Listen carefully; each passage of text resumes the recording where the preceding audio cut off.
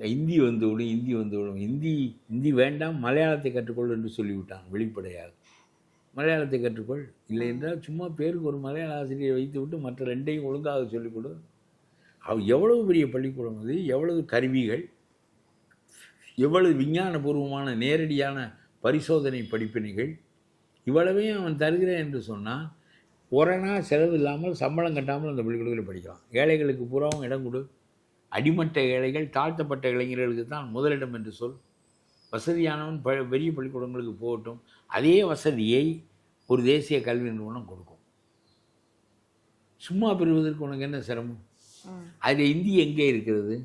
அடிமட்ட மக்களுக்கான கல்வி, சிறந்த கல்வி அவர்களுக்கு கிடைக்குமே. உங்களுடைய பள்ளிக்கூடத்தில் படிக்கிற பிள்ளை உருப்படுவது இல்லையே. 8வது படிக்கிற பிள்ளைக்கு கூட்டல் தெரியலையே. கூட்டல் கழித்தலே தெரியாமல் 8வதுக்கு எப்படி வந்தது? நீ சும்மா நாங்கள் 55% மக்கள் மட்டும்தான், வறுமையில் உலர்கிற மக்கள் மட்டும்தான் உன்னுடைய பள்ளிக்கூடத்துக்கு வருகிறார்கள். உனக்கு கொஞ்சம் வசதி இருந்துச்சுன்னா நீ அரசு பள்ளிக்கூடத்துக்கு அனுப்ப மாட்டேன். அவ்வளவு தரம் அரசு பள்ளியில்.